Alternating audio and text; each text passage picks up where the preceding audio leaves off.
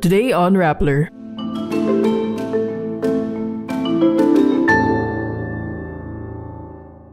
President Ferdinand Marcos Jr. orders the inspection of all dredgers operating in Manila Bay's reclamation project.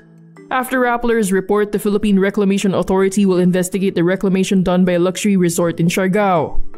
The first woman Igorot Police General is under scrutiny for her luxury shoes. US President Donald Trump unveils a plan to sell Venezuelan oil just days after the capture of President Nicolas Maduro. And Filipino tennis star Alex Eala beats Donna Vekic in the round of 32 at the ASB Classic. President Ferdinand Marcos Jr. orders the Philippine Coast Guard to board and inspect all dredgers operating in Manila Bay as part of its reclamation project. This following a report from maritime incursion watchdog Sea Light about Kangling 539, a dredger that was found to have broadcast through its AIS several identities, including the flag it carried as it sailed from China to Manila Bay. AIS refers to Automatic Identification System and is used to track ship movements. According to the report, the vessel used two identities when it sailed from Manila Bay to Zambales to conduct dredging operations. The PCG says Kangling 539 was, quote, previously apprehended for safety-related violations for which appropriate enforcement actions were undertaken. The report puts into spotlight the controversial reclamation projects in Manila Bay, which have become contentious for its possible environmental harm and security risks. Kangling 539's operator says it has nothing to hide and the company welcomes any investigation of the vessel. The Philippine Reclamation Authority will investigate Siargao Blue Resort and Spa in General Luna, Surigao del Norte. This after a Rappler report on coastal reclamation in the luxury resort.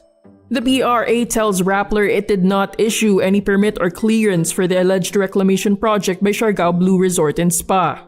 The resort will be included in the agency's inspection and investigation of alleged reclamation activities in Siargao Island to verify conditions on the ground. A Rappler report in December 2025 found coastal reclamation in front of the resort based on satellite images spanning 2012 to 2022. The resort does not have any agreement with the Protected Area Management Board of the Siargao Island Protected Landscape and Seascape for such development.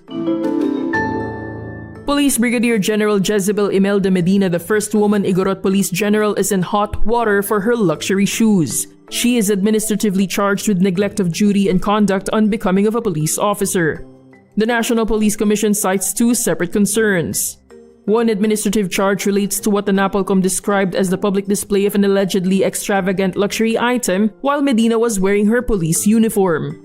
The Balenciaga shoes, estimated to be worth about 70,600 pesos, is nearly equivalent to a month's basic salary of a police brigadier general, raising questions about the standards expected of senior officers.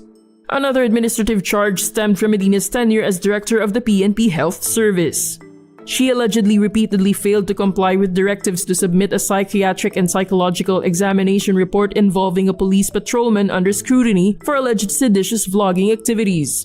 Medina has not issued a public response to the allegations as of Tuesday.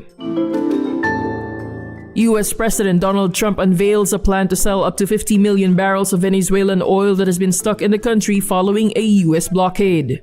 The announcement signals Washington is coordinating with the Venezuelan government days after its capture of President Nicolas Maduro. He is currently in a New York jail awaiting drug charges which he has pleaded not guilty to. While Venezuela's political future remains uncertain, Trump appears to be working with interim President Delcy Rodriguez. In a post in Truth Social, Trump says the oil will be sold at its market price and the money will be controlled by him directly for the benefit of both Venezuela and the US.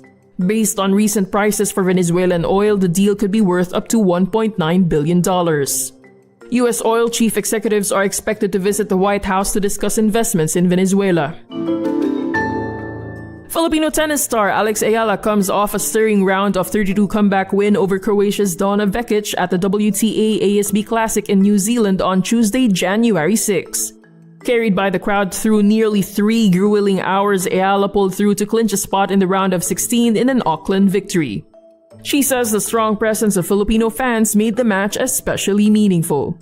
The win followed Ayala's strong start in the women's doubles where she and 18-year-old partner Iva Jovic upset Venus Williams and Elena Svitolina to reach the round of 16.